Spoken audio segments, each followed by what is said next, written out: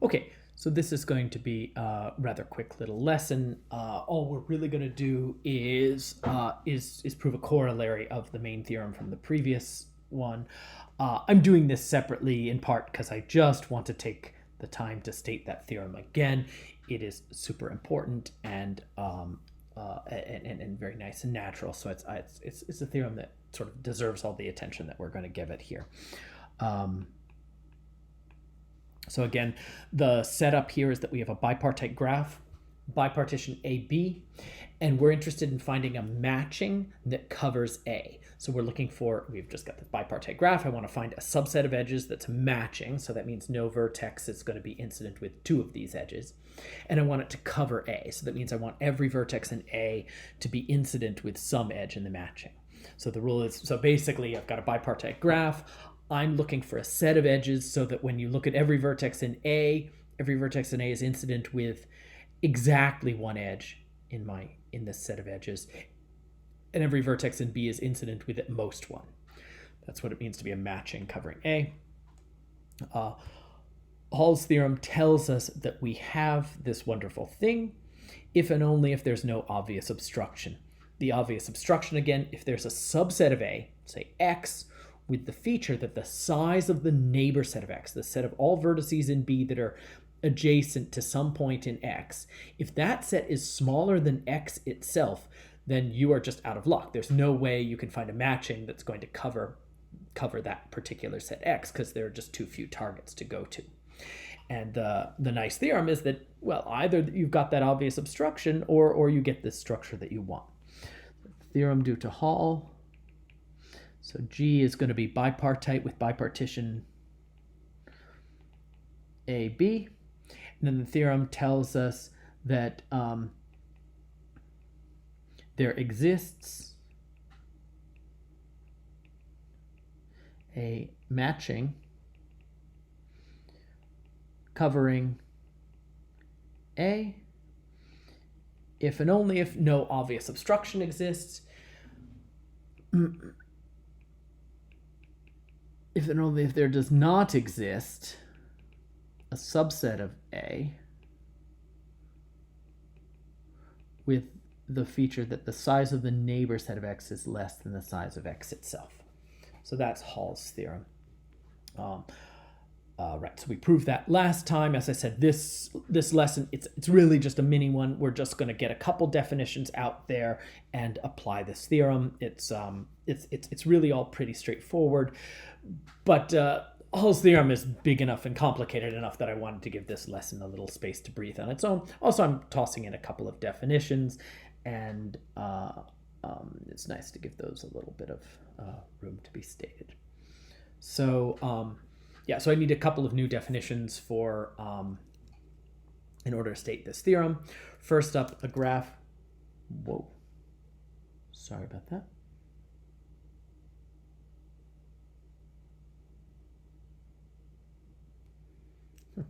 First up, A. I don't know why I'm bold.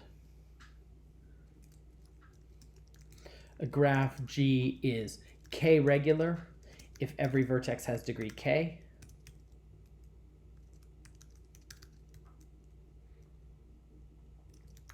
It is regular if it is K regular for some K.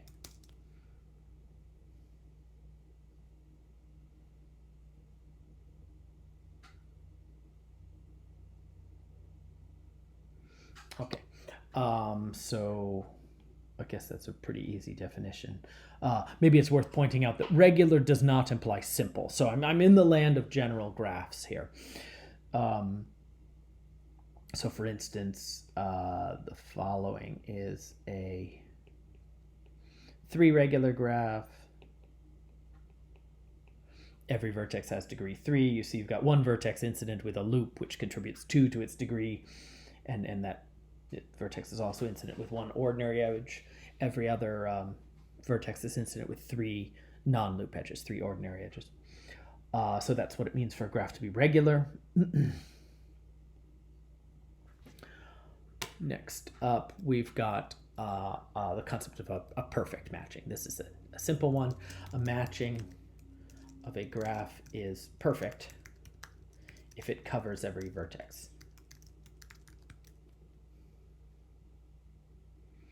So that's a pretty nice concept, right? A perfect match, a matching that covers every vertex. This is going to be a subset of edges so that the graph on just that set of edges would be degree 1 at every vertex, right? So it's a matching. You're not picking up any loops. You're picking up just ordinary edges, and you're not allowed to pick up 2 different edges incident with the same vertex. So you're just picking up kind of a bunch of disjoint edges. And if it's perfect, well, that means you've covered the vertex set. So every vertex is going to be incident with exactly one edge. So for instance, actually my 3 regular graph over here does have a perfect matching. If you take this edge and this one, that's a perfect matching.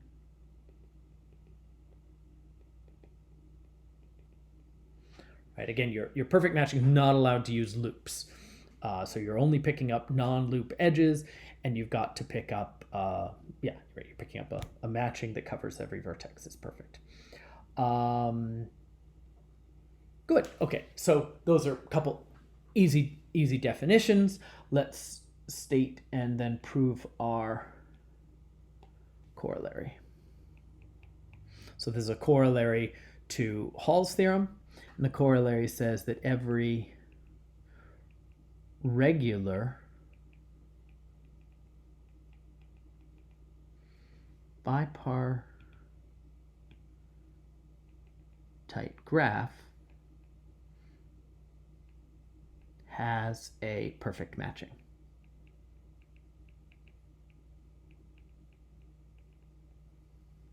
Right, so nice assumptions, right? I'm giving you it's a nice graph. I'm giving you a bipartite graph, and I'm promising you that it's k regular. So every vertex has degree exactly k. Under those assumptions, you're guaranteed a perfect matching.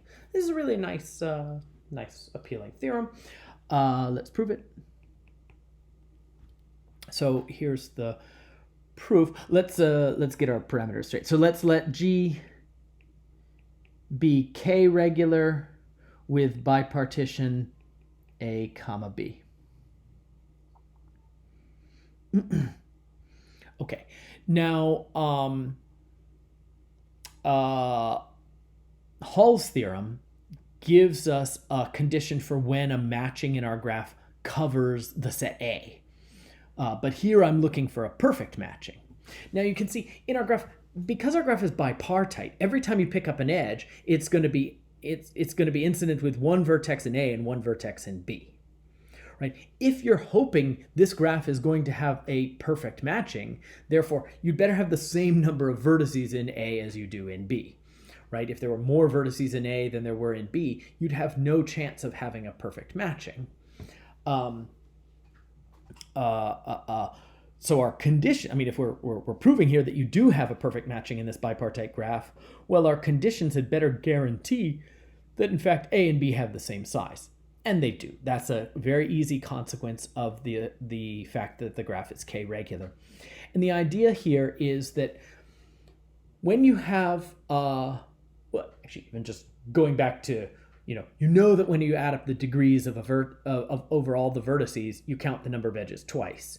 But there's a kind of cleaner way to do that when your graph is bipartite. If I give you a bipartite graph, you can count the number of edges by summing up the degrees just in A.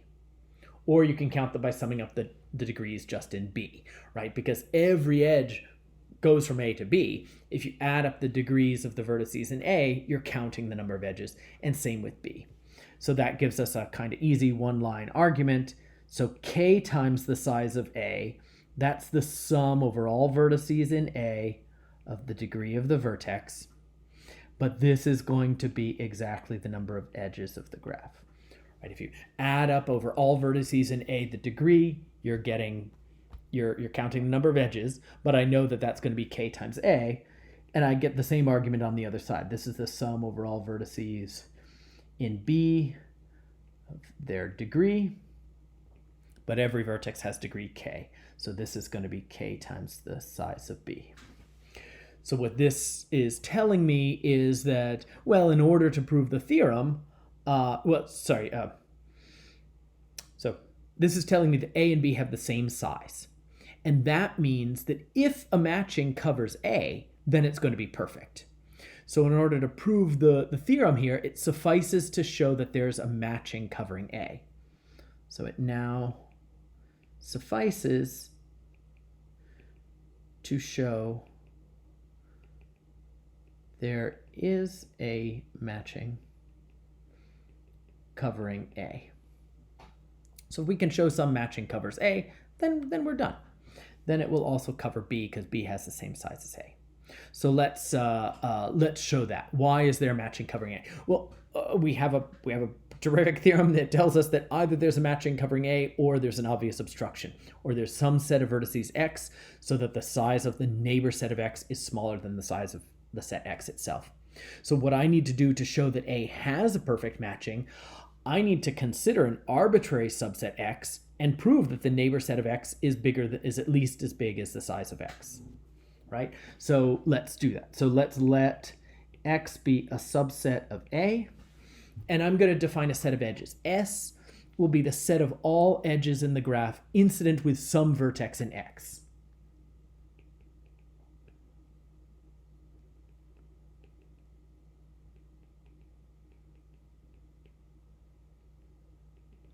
So the set of edges incident to a vertex of X. Okay, so now all we're going to do is that same kind of double counting we did in that first line to prove that A and B have the same size.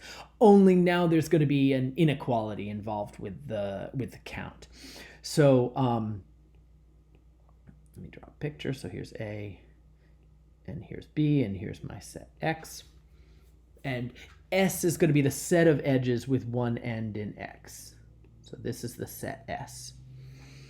And just like we had before, I get a good count on the size of this set S, right? K times the size of X. This is the sum over all vertices in X of the degree. Right, every vertex in the whole graph has degree k. So k times the size of X is the sum over all vertices in X of the degree. But that's just counting the number of edges in my set S, right? The summing up the degrees of those vertices in X, that's exactly counting the number of edges that are incident with a vertex in X. So that's exactly equal to the size of S. So there we are. And now I'm going to count the same thing on the other side, but the count's a little bit more delicate. It's not quite degree anymore, but you'll see I can write something sensible. When I look at just the graph on the edges in S, that's a new bipartite graph, right? You could delete from the graph everything other than the edges, everything other than the edges in S. So delete all the other edges and just leave edge set S. If you do that, then when we go and then I can get the same degree count formula, right? So if I add up the degrees of the vertices in this subgraph on the left, they'll equal the sum on the right. And I'm just going to write that. I'm just not formally defining the subgraph, but you'll see that it's effectively there. So I can sum up over all vertices Y that are neighbors of X the number of edges of S incident with Y.